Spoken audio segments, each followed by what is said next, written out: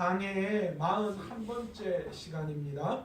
다시 복음 앞으로라는 제목의 말씀을 가지고 함께 은혜 받기를 원합니다. 오늘 본문은 우리가 너무나도 잘 알고 있는 부활장으로 잘 알려져 있는 고린도전서 15장의 내용을 여러분과 함께 이야기를 한번 해보려고 합니다. 고린도전서 15장은 부활에 대해서 성경의 그 어떤 말씀 중에서도 가장 잘 소개하고 있는 내용이 오늘 본문에 나와 있는 고린도전서 15장의 말씀입니다.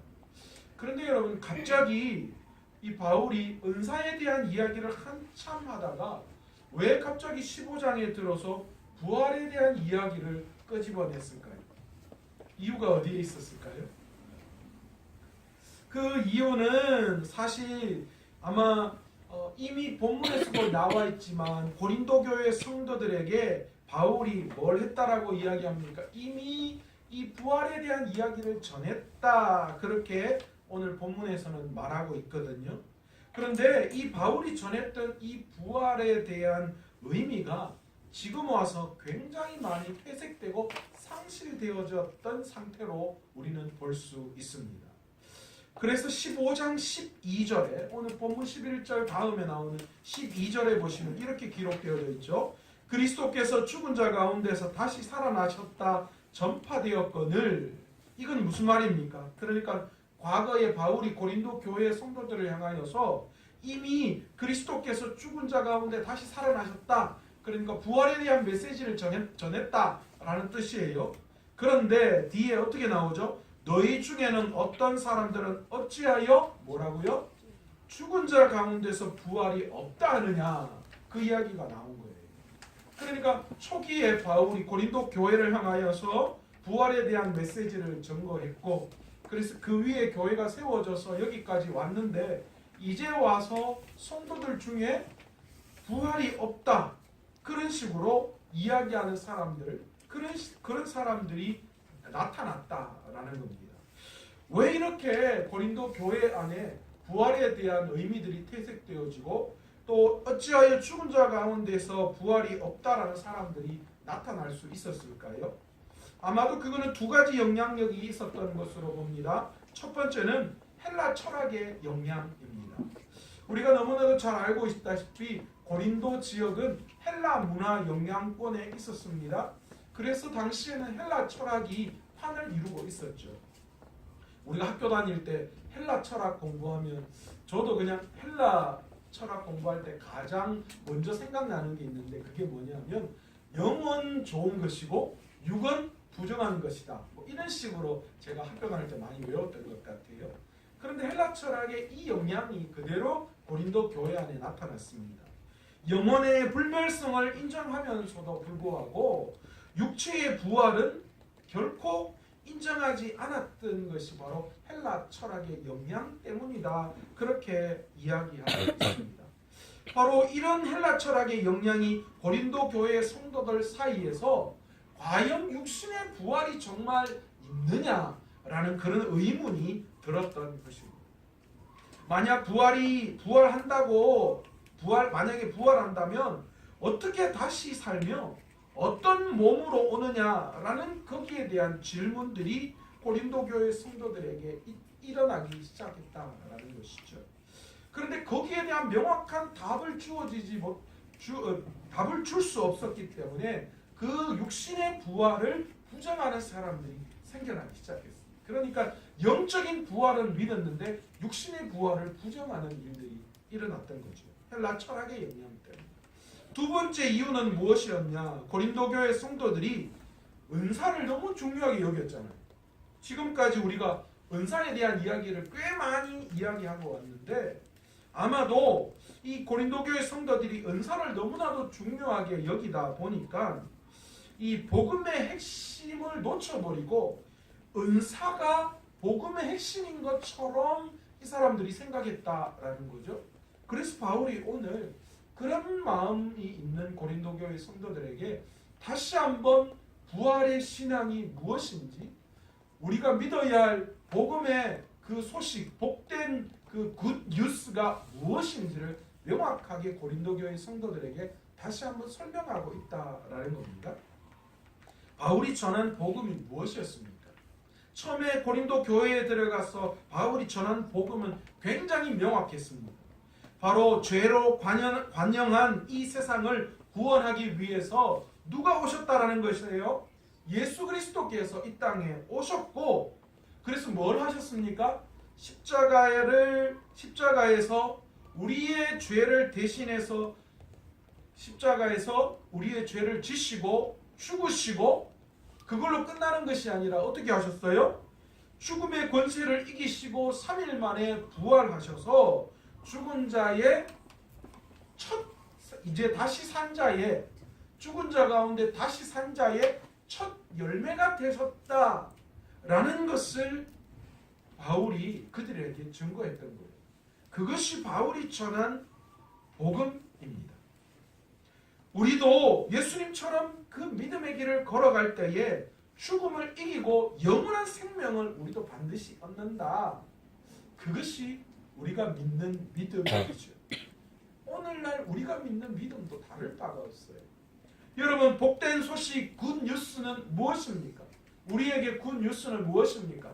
아이고 글쎄 누가 예수 믿더니만 그 자식들이 대박 났더라. 누가 예수 믿었더니만 사업이 잘 돼가지고 글쎄 누가 예수 믿었더니만 병이 다 떠나갔더라. 그게 굿뉴스입니까? 아니요. 우리에게 진짜 기쁜 소식, 우리에게 정말 변함없는 복음의 진리는 무엇인가? 주님께서 우리의 죄를 대신 짊어지시고 십자가에서 죽으셨고 그 죽음의 권세를 이기시고 다시 살아나셨다라는 겁니다. 그 사실을 우리가 믿을 때에 어떻게 되는 거예요? 우리도 주님처럼 어떻게 되는 거예요? 다시 살아날 수 있는 희망이 그 주님에게 있는 거예요. 그것을 믿을 때 우리는 영원한 생명을 얻을 수 있게 되어진 겁니다. 그게 우리에게 복된 소식이에요. 죄로 말미암아 더 이상 죄의 종로로 나고 죽음에 얽매여 살아가지 않는 자들, 주님의 그 복된 십자가를 통하여서 우리가 다시 한번 새롭게 힘을 얻어서 영원한 생명으로 나아갈 수 있는 소식, 그것이 우리에게 진짜 복음이고 그것이 진짜 기쁜 소식이에요. 바울은 이 복음을 설명하기 위해서 먼저 복음은 무엇이라고 이야기하느냐 하면 복음을 받는 것이다라고 먼저 선포하고 있습니다. 그러니까 오늘 고린도 교회 성도들 안에서 부활에 대해서 그들이 가지고 있는 이성적인, 지식적인, 때로는 헬라 철학적인 것으로 복음을 퇴색시켜버리는 그들을 향하여서 너희들 복음은 너희가 이해하거나 너희 안에서 결코 생겨나는 것이 아니다라고 분명히 먼저 이야기합니다. 복음은 무엇입니까? 복음은 하나님으로부터 우리에게 받는 거예요. 하나님으로부터 시작해서 예수 그리스도를 통하여 우리에게 성령의 능력으로 하나님의 은혜로 임한 것이 무엇입니까? 복음입니다. 우리 스스로 이것을 찾을 수가 없어요. 그래서 오늘 본문 1절에는 뭐라고 이야기합니까? 형제들아 내가 너희에게 전한 복음을 너희에게 알게 하노니, 그 다음 뭐라고 이야기합니까? 이는 너희가 뭐한 거요? 받은 것이요. 내 안에서 생겨나는 것이다. 깨달은 것이다. 이해된 것이다. 그렇게 말하죠. 받은 것이다. 그렇게 이야기합니다. 여러분, 복음은 깨달아 내 안에서 생성되어지는 게 아니에요. 여러분, 어느 날 갑자기 복음이 확 이해되고 받아들여졌습니까? 그런 분 한 분도 없을 거예요. 하나님이 우리에게 성령을 통하여서 주시지 않으면 우리는 결코 복음을 깨달을 수 있는 능력이 없어요. 주님이 우리에게 주셔야 합니다. 우리가 주님으로 말미암아 받아야 합니다. 그것으로부터 복음이 시작되었다라는 것을 바울이 고린도 교회 성도들에게 이야기하는 거예요. 너희들 까불지 말라는 거예요. 너희들이 알고 있는 얄팍한 지식이나 세상적인 것으로 예수 그리스도를 이해하려고 하지 말라는 거예요. 복음은 이해의 대상이 아니고 복음은 믿음의 대상이라는 거예요. 그 믿음은 어디에서부터 나는 거예요? 내 안에서부터 생성되어지는 것이 아니라 하나님으로부터 우리에게 임하는 거예요. 그래서 바울은 너희가 받는 것이다 그렇게 이야기하는 거예요. 여러분 성경은 그렇게 이야기하잖아요. 영접하는 자, 곧 그 이름을 믿는 자에게는 뭐예요? 하나님의 자녀가 되는 권세를 너희에게 줄 것이다 말씀하시죠. 영접하는 자, 그 이름을 믿는 자, 믿음에 앞서서 뭐예요? 하나님으로부터 내려오는 그것을 우리가 영접하고 내 것으로 받을 때에 그것이 믿음이 되고, 그래서 그것이 결국은 뭐예요? 하나님의 자녀가 되는 권세가 우리에게 주어진다. 그렇게 성경은 말씀하고 있습니다. 여러분, 그래서요, 우리가 알고 있는 그 복음은 하나님께로부터 받는 것이다. 그렇게 바울이 이야기합니다. 두 번째, 바울은 복음을 받았다면 그 복음 가운데 서 있어야 한다. 그렇게 설명하고 있어요. 고린도 교회 성도들이 실패한 이유가 무엇입니까? 지금 부활 때문에 육신의 죽음으로 말미암아 육신의 부활을 인정하지 못하는 데까지 오게 된 이유가 어디에 있었습니까? 다른 것이 아니라 그들이 받은 복음 위에 그 가운데 서 있지 못했다라는 겁니다. 1절 하반절에 보시면 너희가 받은 것이요, 또 뭐라고 이야기합니까? 그 가운데 선 것이다. 그렇게 이야기하죠. 복음을 하나님께로부터 선물로 받은 사람은 그것으로 그치는 것이 아니라 이제 그 기반 위에 서 있어야 합니다. 이 말은 다른 말이 무엇입니까? 그 복음이 우리의 신앙의 중심, 우리의 삶의 기준이 되어야 한다라는 것을 말하고 있는 거죠. 여러분, 우리가 믿는 믿음의 중심이 어디에 있어야 합니까? 우리가 믿는 신앙의 가장 밑바닥이 어디부터 시작되어야 합니까?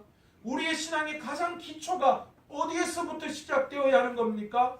바울이 그걸 이야기하는 거예요.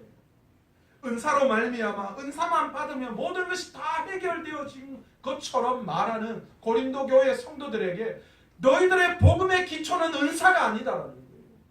너희들이 받아서 방언하고 예언하고 하는 그런 것이 결코 너희들의 신앙의 기준이 될 수 없다라는 거예요. 우리의 신앙의 기준, 우리가 무엇 위에 우리의 믿음을 세워가야 하느냐? 건강한 복음, 복음의 가장 기초 무엇입니까? 오늘 복된 소식, 바울이 처음 고린도 교회 성도들에게 전했던 예수 그리스도의 그 십자가와 부활, 그것이 우리의 믿음의 근본이 되어져야 합니다. 이게 결론이 안 나면요, 한판이나 이단이 다 넘어가요.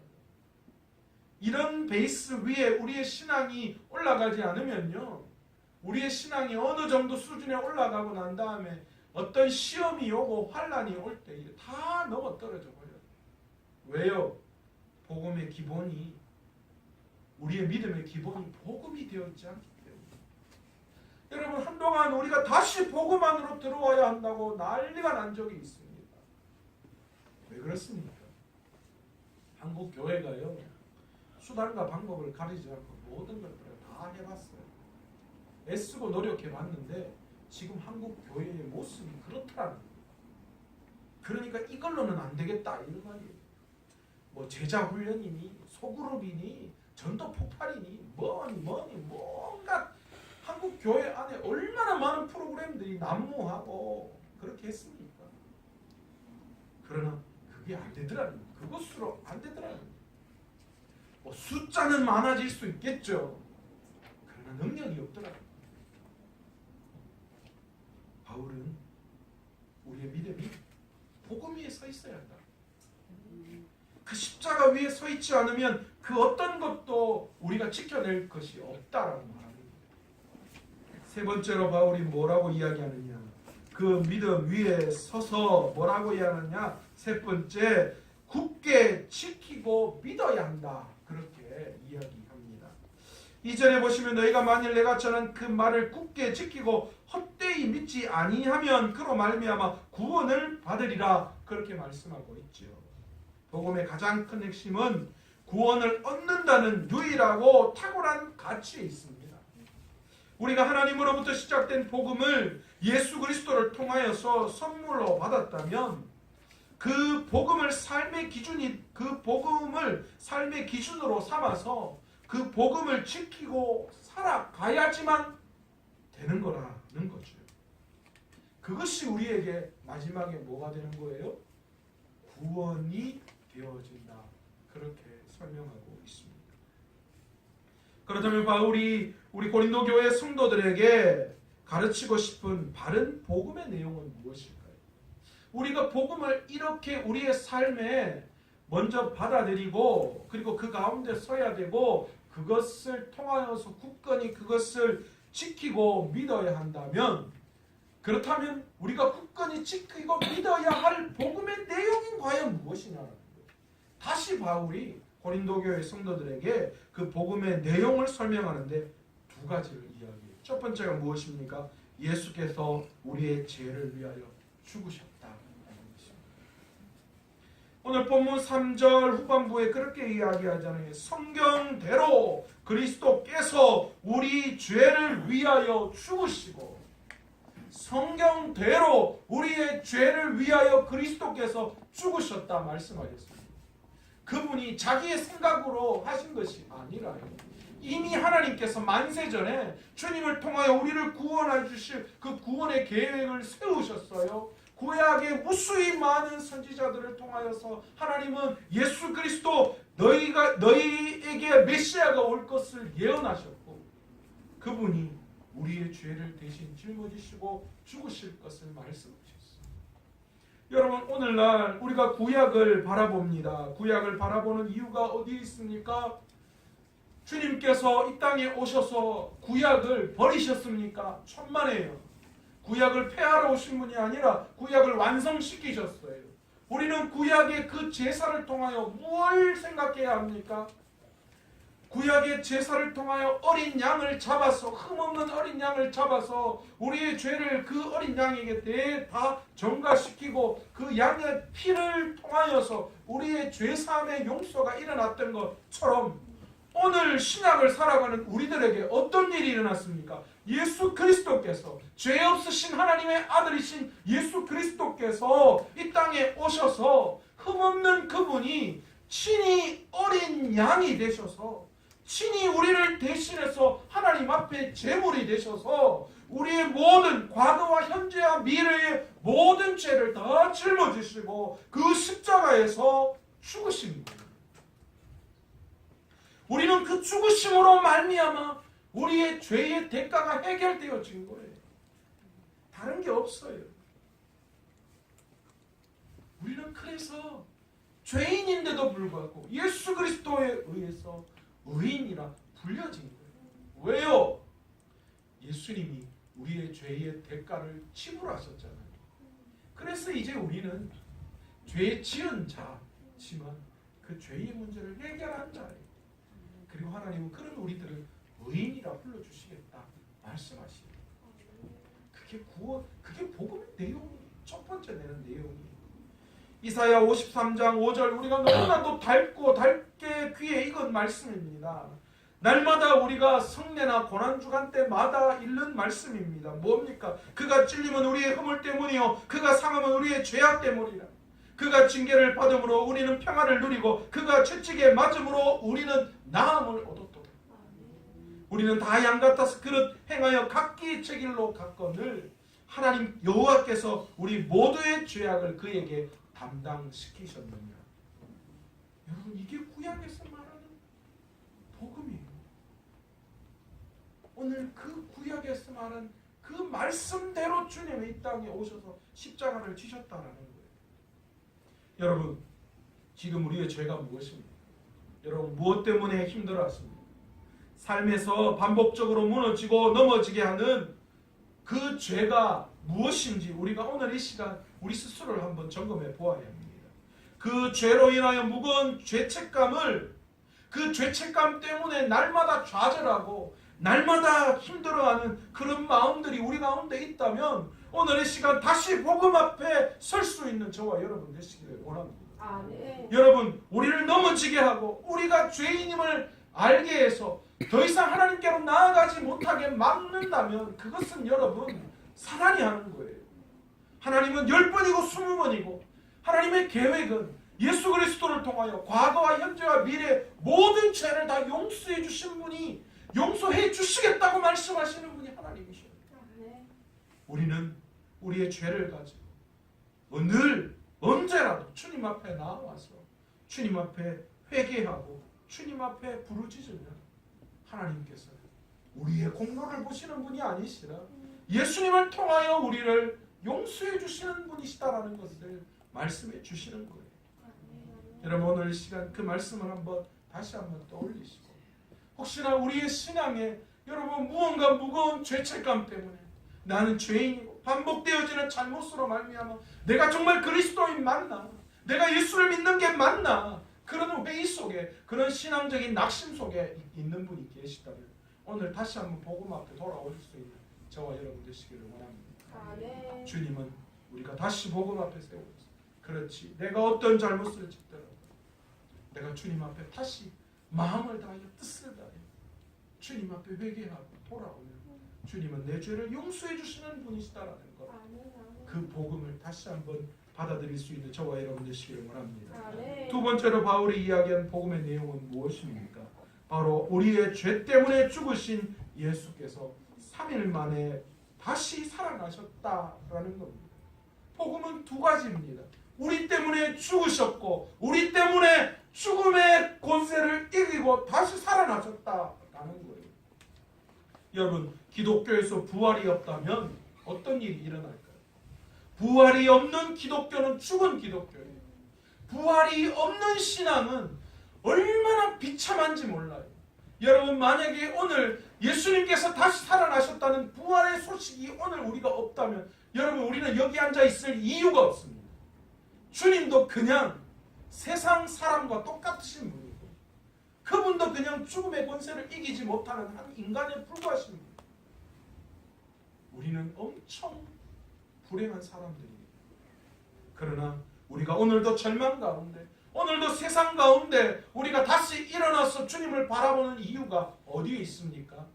주님이 부활하셨기 때문에. 여러분 모든 상황이 변화되어지는 그날이 우리에게 온다라는 거예요. 우리가 기다리는 그날이 무엇입니까? 부활 바로 그 시간입니다. 주님이 재림하실 그때에 세상을 심판하실 그때에 상황이 역전되어지는 그때가 있다라는 거죠. 여러분 우리가 믿는 복음 안에는 바로 그 내용이 포함되어져 있습니다. 여러분 예수님의 다시 사심은 환상이나 신비나 거짓말이 아닙니다. 요즘 현대 신학자들은요 예수님의 부활을 두고 몇 가지 설들을 이야기합니다. 뭐라고 이야기하는 줄 아세요? 예수의 기절설. 예수님이 죽은 것이 아니라 기절했다라는 거예요. 그래서 정신 차려 보니까 어디에 무덤에 있더라라는 거예요.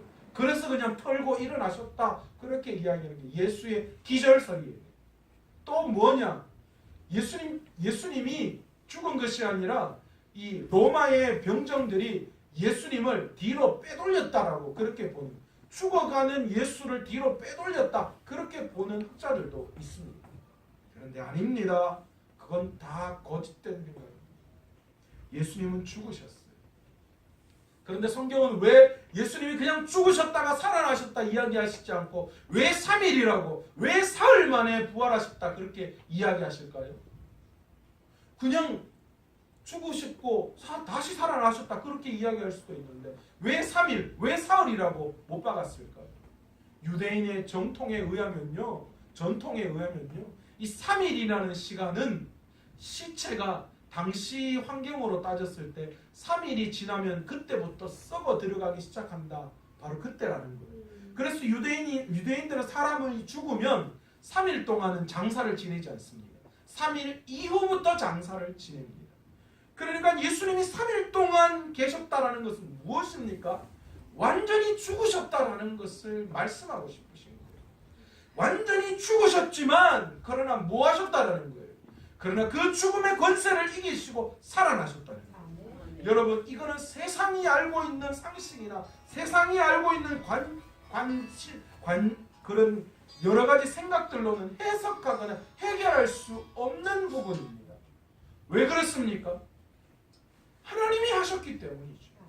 하나님이 하셨기 때문에 우리가 이해하거나 세상이 이해할 수 있는 방법이 아닌 겁니다. 예수님은 살아날 가능성이 전혀 없는 분이셨습니다. 그러나 하나님의 능력으로 살려내신 거예요. 부활의 소식이 왜 이토록 우리에게 중요한 것입니까? 예수의 부활은 죽음 권세를 이기셨다는 거예요. 우리도 예수님처럼 나중에 죽음 권세를 이기고 다시 살 수 있는 능력이 예수를 통하여 우리가 바라보는 거예요. 예수님의 부활은 우리의 죄의 문제를 완전히 해결해 주셨다는 거예요. 여러분, 우리가 왜 죽습니까? 우리가 죽음을 왜 맞이합니까? 죄 때문입니다. 그런데 죽음을 이기셔서 다시 부활하셨다는 말은 우리의 죄의 문제를 완전히 주님이 해결해 주셨다는 증거이기도 합니다. 예수의 부활이 왜 우리에게 중요합니까? 자신을 하나님의 아들이심을, 예수 그리스도가 하나님의 아들이심을 이 부활을 통하여 우리에게 분명히 보여주셨습니다. 여러분, 사람이 살아날 수 있습니까? 사람이 사람의 능력으로 살릴 수 있습니까? 뭐 옛날에 화타라고 해서 중국에 막 엄청난 유명한 그런 뭡니까 의사가 있었다잖아요. 그래서 온갖 병도 그 사람 앞에 가서 그냥 살릴 수 있는 능력이 있다. 한국에도 그런 한국의 화타라고 하시는 분이 계셨다고 하더라고요. 제가 얼마 전에 꽤 오래 전에 이 뉴스를 통하여 한번 본 적이 있는데, 이분 앞에 가면요, 암 걸려서 이제 죽을 날 받아온 사람인데, 그 사람 앞에 가면 그 사람이 이렇게 딱 보더니만 가서 신문지 태워 먹고 콜라 한 잔 먹어 그런데요. 근데 희한하게 그리고 신문지 먹고 콜라 먹으면 병이 낫는데, 희한한 걸 가르친대. 뭐 어디 가서 누구 첫 애 오줌 받아가 그거 먹어 그럼 나. 희한하게 낫는데요. 뭐 낫는다는데 어떡할 거예요. 그러니까 뭐 박사고 교수고 뭐 할 것 없이 그 사람 환자가 엄청 많다 그러더라고요. 근데 이제 어떤 사람이 불법 의료 시술로 그 사람을 고소했어요. 그래서 이제 다시는 이제 그걸 하지 않는 거예요. 근데 이분이 제가 알고 있기로 이게 집행유예인가 이제 법으로는 문제가 안 되는 게, 왜냐하면 의료 행위를 한 게 없는 거예요. 특별하게 뭐 약을 지어주거나 뭐 그랬으면 되는 걸리는데, 약을 지어준 것도 말로 그냥 먹어 이랬다는 거예요. 뭐 그래서 막 또 어떤 사람들은 그 사람들 때문에 나은 사람들은 엄청나게 몰리고 하던데, 여러분, 사람은 사람의 능력으로 죽음을 이길 수 있는, 죽은 사람을 살릴 수는 없어요. 죽어가는 사람을 살릴 수 있겠지만 죽은 사람을 살릴 수는 없는 거예요. 그런데 예수님은 3일 만에 부활하심으로 생명의 주관자이신 하나님의 아들이심을 우리에게 보여주신 거예요. 그래서 우리가 그분을 믿는 거예요. 예수님이 사람이셨다면 우리가 믿을 이유가 있습니까? 뭐 하려고 믿어요? 그러나 예수님은 하나님의 아들이셨습니다. 사람이 아니에요. 우리에게 예수님의 이 부활이 왜 중요합니까? 장차 우리의 죽음과 부활을 의미하는 것이기도 하기 때문에, 여러분, 우리가 희망을 갖는 이유가 있어요. 예수님이 이 땅에 오셔서 흥청망청 누리며 사셨습니까? 예수님의 제자들이 엄청난 부귀와 영화를 누리고 살았습니까? 아닙니다. 예수님은 정말 보잘것없는 그런 가난한 요셉 목수의 아들로 태어나서 어릴 때 그 목수의 아들로 자라나셨어요. 그리고 예수님이 드디어 공생애를 시작하실 그때에 예수님은, 제가 정말 좀 죄송한 말씀이지만, 온데 돌아다니시면서 복음을 전가하실 때 그 모습은 거짓골이었어요. 그렇잖아요. 그를 따라다녔던 제자들은 어떻습니까? 그들도 마찬가지잖아요. 뭐 변변한 뭐가 있습니까? 아무것도 없습니다. 심지어 예수님은 그들에게 너희들 전도 여행을 떠날 때 그 어떤 세상의 것도 준비하지 말라고 그렇게 말씀하셨습니다. 예수님을 전했던 세례 요한도 광야에 외치는 소리인데, 말이 광야에 외치는 소리죠. 그건 무슨 거지죠. 미친 거지지 뭐. 안 그렇습니까? 낙타 털옷 입고 그냥 주는 거 먹고 온데 돌아다니면서 그거 뭐 주워 먹고 하는, 그게 무슨 꼴입니까? 심지어 제자들과 사도들은 어떻습니까? 그렇게 죽으신 주님을 위해서 마지막 자신의 목숨까지도 내어놓는 그런 일이 있었어요. 그럼에도 불구하고 그들에게 무엇이 있었습니까? 그들이 그렇게 할 수 있는 이유가 어디에 있었습니까? 그들도 앞으로 주님이 걸어가신 그 길, 나도 걸어갈 때에 주님도 죽으셨지만 부활하셨던 것처럼 나도 죽지만 다시 부활한다라는 소망이 그들에게 있었던 거예요. 예수님의 부활이 그렇기 때문에 중요한 거예요. 우리의 죽음과 부활을 주님이 이미 보여주셨어요. 그걸 위해서 예수님이 하늘의 보좌를 버리시고 인간의 모습으로 이 땅에 오셨잖아요. 그래서 인간이 당하는 죽음을 당하셨어요. 그러나 그분은 거기에 가두어 놓을 그 어떤 능력이 없는 거예요. 그분은 하나님의 아들이셨기 때문에. 그래서 죽음의 권세를 이기고 부활하셨어요. 그러면서 우리에게 말씀하시는 나를 따라오라. 너희도 십자가를 지고 예수님이 말씀하신 새 계명, 하나님을 사랑하고 이웃을 사랑하며 그 사랑을 너희가 이 땅에 실천할 때에 뭐 하는 거예요? 너희가 진짜 내 제자, 너희가 진짜 나를 따라올 때에 너희도 똑같이 나처럼 죽지만 부활한다라는 것을 우리에게 명확히 보여주셨습니다.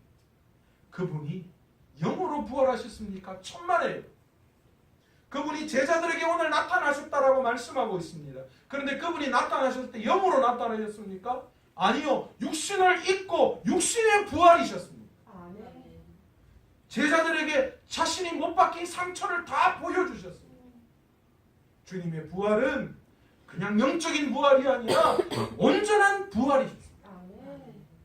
오늘 바울이 그것을 이야기하는 겁니다. 우리는 육신으로 태어나 죽음으로 인생을 마치는 유한한 존재들입니다. 성경은 이런 우리를 바람 앞에 안개와 같고 또한 오늘 피고 지는 꽃과 같다 그렇게 말씀하고 있습니다. 그런데 꽃도 참 예쁘더라고요. 화요일날 우리 화요 기도 모임에서 벚꽃 보러 갔다 왔는데 아이고 확 피면요 진짜 예쁘겠더라고요. 그런데 확 필 때는 예쁜데 그 꽃이 떨어질 때는 얼마나 허무합니까? 우리 인생도 마찬가지잖아요. 화려할 수도 있어요. 보잘것없을 수도 있습니다. 그러나 그 꽃이 떨어질 때는 정말 다 똑같은 거예요. 그러나 복음은 우리가 예수님처럼 부활할 것이며 온전하게 부활할 것임을 말씀을 통하여서 바울이 오늘 증거하고 있습니다. 여러분, 오늘 우리가 믿는 복음이 바로 이것입니다. 여러분, 이 복음 위에 여러분 우리의 신앙을 든든히 세워져 갈 수 있는 저와 여러분 되시길 원합니다. 아멘. 여러분 살다 보면 이 복음의 능력, 이 믿음이 흔들릴 때가 참 많이 있어요. 그렇다 보면 그 자리에 다른 것이 와 있는 경우도 참 많아요. 특히 우리는 세상적인 유혹에 많이 넘어갈 때가 있어요. 그 복음은 온데간데 없고 그 복음의 능력은 그 온데간데 없어져 버리고 세상의 여러 가지들이 우리에게 찾아와서 우리를 유혹하죠. 참 비참하게 살아가네. 왜 이렇게밖에 못 사니? 예수 믿는다면서 이 꼴밖에 못 사니? 그렇게 우리를 넘어뜨릴 때도 너무 많아요. 그러나 여러분, 우리가 다시 복음의 능력을 받아야 해요. 우리가 다시 복음 앞에 세워져야 해요. 다시 복음 앞에 서서 주님의 그 죽으심과 부활을 우리가 제대로 깨닫는다면 우리는 어떤 유혹에도 흔들리지 않아요. 세상에서 좀 못 살면 어때요? 세상에 좀 어떤 것들이 있으면 어때요? 우리에게는 곧 임할 죽음이 있고 그리고 그 죽음 이후에 영원한 부활의 신앙이 우리에게 있는 거예요. 그러니까 우리가 그 믿음 안에 그 믿음 위에 세워져 갈 때에 우리의 신앙이 바로 세워져 갈 수 있는 줄로 믿습니다. 오늘 바울이 고린도 교회 성도들에게 그거 이야기합니다. 너희들 내가 전한 복음 앞에 다시 돌아와야 한다. 내가 전한 복음이 무엇인지 너희가 다시 깨달아라. 그렇게 말씀해 주고 있습니다. 다음 시간에는 이 복음이 우리에게 어떤 효력이 나타나는지에 대해서 계속해서 이어서 말씀드리도록 하겠습니다. 오늘 시간 함께 통성으로 한번 기도하기를 원합니다.